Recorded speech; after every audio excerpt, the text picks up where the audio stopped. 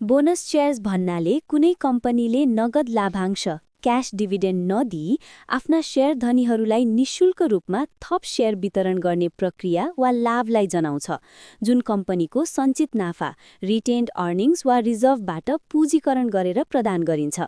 सरल भाषामा भन्नुपर्दा बोनस शेयर भनेको कम्पनीले पैसा नदिएर शेयर दिएर गरेको प्रतिफल वितरण हो, जहाँ शेयर धनीको हातमा रहेको शेयर सङ्ख्या बढ्छ तर कम्पनीको कुल मूल्य तुरन्तै बढ्दैन।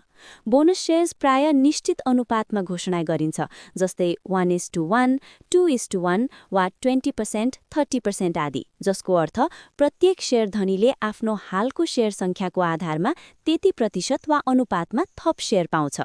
बोनस शेयर्स वितरणको मुख्य उद्देश्य भनेको नगद बाहिर ननिकाली शेयर धनीलाई प्रतिफल दिनु, शेयरको बजार मूल्यलाई किफायती बनाउनु, लिक्विडिटी बढाउनु र कम्पनीप्रतिको लगानीकर्ताको मनोबल तथा विश्वास कायम राख्नु हो।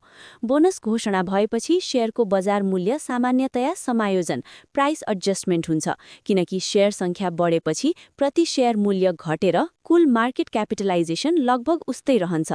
बोनस शेयर्सले शेयर धनीको स्वामित्व प्रतिशत परिवर्तन गर्दैन, किनकि सबै शेयर धनीलाई समान अनुपातमा बोनस दिइन्छ, तर आउटस्ट्यान्डिङ शेयर सङ्ख्या भने बढ्छ, जसले इपिएस अर्निङ्स पर शेयर र बुक भ्याल्यु पर शेयर जस्ता सूचकहरूलाई घटाएको देखिन सक्छ।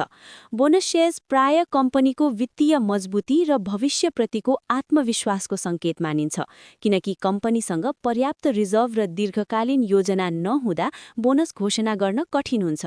तर कहिलेकाहीँ बोनस केवल बजारलाई आकर्षित गर्न वा मूल्य बढाउने मनोवैज्ञानिक रणनीति पनि हुन सक्छ। त्यसैले बोनस घोषणा मात्रैलाई आधार बनाएर लगानी गर्नु जोखिमपूर्ण हुन्छ। बोनस वितरणका लागि रेकर्ड डेट र बुक क्लोजर महत्त्वपूर्ण हुन्छन् र ती मितिसम्म शेयर धनी रहेका लगानीकर्ताले मात्र बोनस पाउँछन्। नेपाली बजार नेप्सेमा ब्याङ्क तथा वित्तीय संस्था र बीमा कम्पनीहरूले बोनस शेयर्स धेरै प्रयोग गर्छन्, किनकि नियामक आवश्यकताका कारण पुँजी बढाउनु पर्ने अवस्था हुन्छ। बोनस शेयर्सले लिक्विडिटी बढाउँछ, किनकि शेयर मूल्य घटेर धेरै लगानीकर्ताका लागि पहुँचयोग्य हुन्छ, तर यसले कम्पनीको वास्तविक नाफा वा नगद प्रवाह तुरन्तै बढाउँदैन। दीर्घकालीन लगानीकर्ताका लागि बोनस शेयर्स पुँजी वृद्धिको माध्यम हुन सक्छ, तर यसको वास्तविक फाइदा शेयरको भविष्यको मूल्य वृद्धि र कम्पनीको आधारभूत मजबुतीमा निर्भर हुन्छ। समग्रमा बोनस शेयर्स शेयर धनीलाई प्रत्यक्ष नगद नदिए पनि स्वामित्व निरन्तरता, मनोवैज्ञानिक सन्तुष्टि र दीर्घकालीन पुँजी वृद्धिको सम्भावना प्रदान गर्ने महत्त्वपूर्ण वित्तीय उपकरण हो, जसलाई बुझेर मात्र प्रयोग वा मूल्याङ्कन गर्नु बुद्धिमानी हुन्छ।